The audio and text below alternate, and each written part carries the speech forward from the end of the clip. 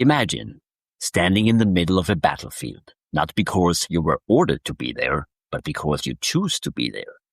The bullets are real, the danger is immediate, yet somewhere beyond the smoke another calculation is unfolding. If you survive, there will be a story to tell. If you tell it well enough, people back home will know your name. Most young officers hoped to avoid unnecessary risk. Winston Churchill actively sought it. Not because he was reckless for its own sake, but because he had begun to understand something that would shape the rest of his career. Courage could earn respect. Experience could become influence. And if he could transform remarkable experiences into remarkable stories, he might build the public life he had dreamed about since leaving Sandhurst. What Churchill could not yet know was that success has a subtle way of changing leaders. Every victory makes confidence feel a little more justified. Every gamble that pays off makes the next gamble seem a little less risky.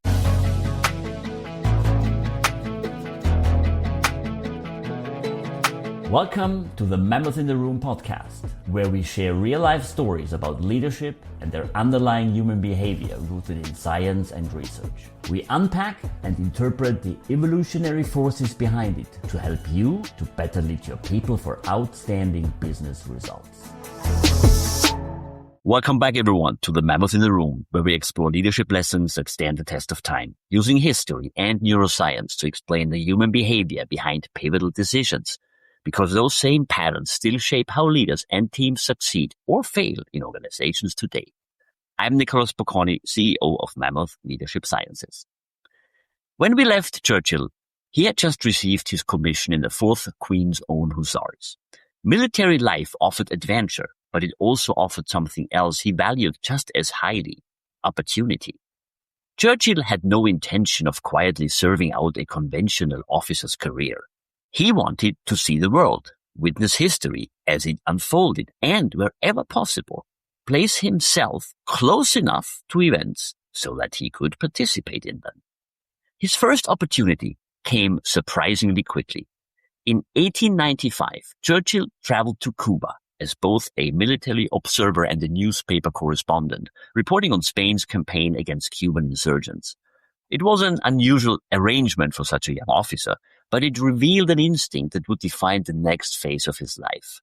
Churchill was no longer content simply to experience events. He wanted to interpret them, write about them, and build a reputation beyond the military itself. That pattern continued wherever he went.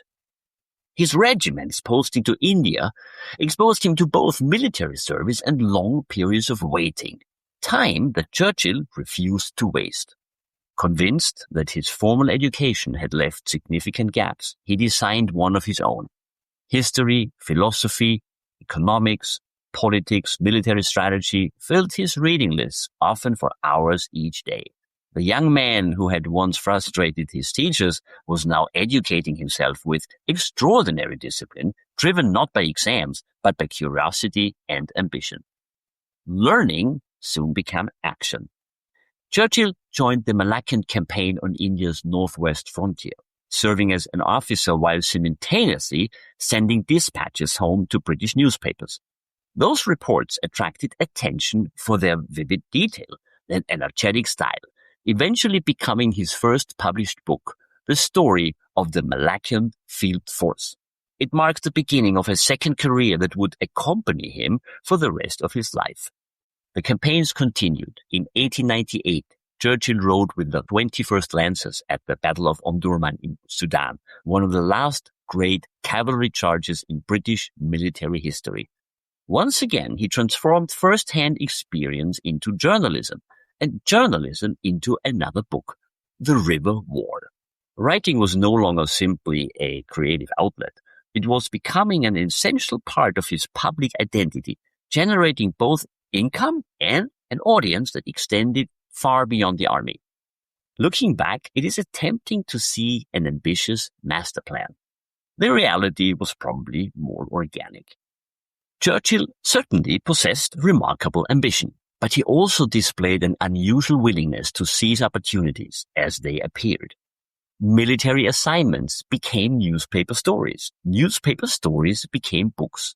Books expanded his reputation, and that growing reputation steadily opened doors that had previously been closed. His confidence grew. Modern behavioral research offers an interesting insight here.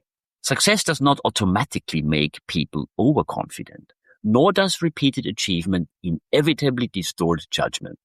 What success often does do, however, is reinforce the strategies that produced it. When bold decisions repeatedly generate positive outcomes, leaders naturally become more inclined to trust boldness again the next time uncertainty appears. The challenge is that circumstances rarely remain the same. A strategy that proves effective in one environment may become dangerously incomplete in another. Churchill's greatest adventures still lay ahead. In 1899, after the outbreak of the Second Boer War, he traveled to South Africa as a correspondent for the Morning Post. During an armored, trained reconnaissance mission, Boer forces attacked the train, and Churchill helped organize the evacuation of wounded soldiers before being captured and taken prisoner. For many people, captivity would have marked the end of the story. For Churchill, it became the beginning of another chapter. After weeks of careful planning, he escaped from the prison camp in Pretoria under cover of darkness.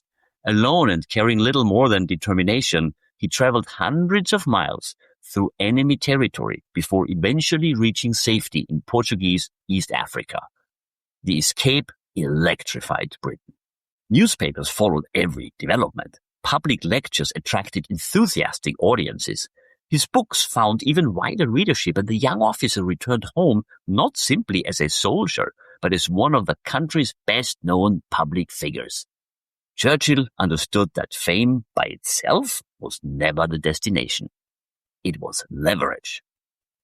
Only months after returning from South Africa, he stood as the Conservative candidate for Oldham, and in the general election of 1900 won a seat in the House of Commons at just 25 years of age.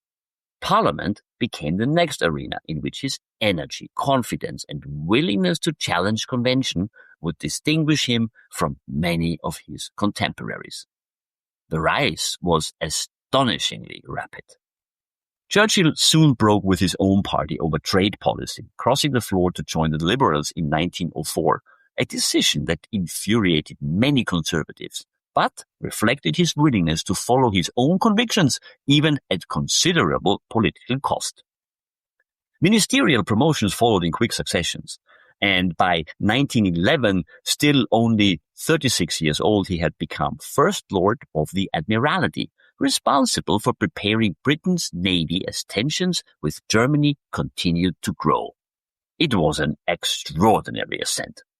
The boy who had struggled at school had become one of the most influential men in British government. The ambitious young officer had transformed himself into a national political leader. Yet there was another transformation taking place, one far less visible. Throughout Churchill's life, boldness had almost always been rewarded. Taking risks had opened opportunities. Independent thinking had accelerated his career. Acting decisively had repeatedly produced success where caution might have produced obscurity. Those experiences did not make Churchill arrogant. They did, however, provide increasing evidence that trusting his own judgment often paid dividends. And that is one of leadership's oldest traps. Confidence is essential because leaders cannot make difficult decisions while doubting every instinct they possess. Yet confidence develops through reinforcement, and reinforcement rarely tells us when yesterday's successful approach no longer fits today's problem. The very experiences that build exceptional leaders can also make it increasingly difficult for them to recognize the limits of their own judgment. Churchill was about to discover exactly where those limits lay. As First Lord of the Admiralty, ideas no longer affected only his own career. His ideas could move fleets, influence national strategy, and determine the fate of thousands of lives. Before we close, here are two leadership takeaways from today's episode. First, experience becomes truly valuable only when it is paired with reflection. Success naturally builds confidence, but the strongest leaders continue questioning whether the approach that worked yesterday is still the right one for tomorrow's challenges. Second, influence grows when expertise extends beyond a single discipline. Churchill's willingness to become not only a soldier, but also a writer, historian, and politician gave him a breadth of perspective that many specialists never develop. Diverse experiences often create better strategic thinking than deep expertise in only one field. In our next episode, Churchill reaches the height of his early career as Britain enters the First World War. At the Admiralty, he champions one of the conflict's boldest strategic ideas, convinced that decisive action can break the deadlock in Europe.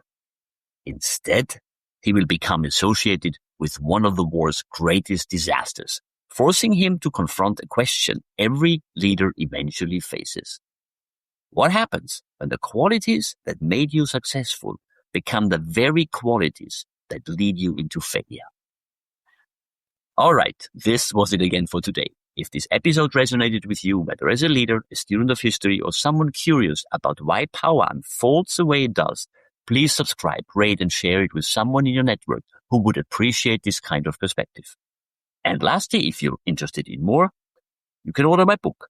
It has the same title as this podcast, The Mammoth in the Room. It offers a practical roadmap for how great leaders and their teams embrace evolutionary truths for outstanding business results. And it does that across 3 sections: on people, on strategy, and on implementation. Until next time, lead wisely, think critically, and don't let ancient instincts quietly hijack your modern leadership. I'm Nicholas Bocconi, and this is The Mammoth in the Room.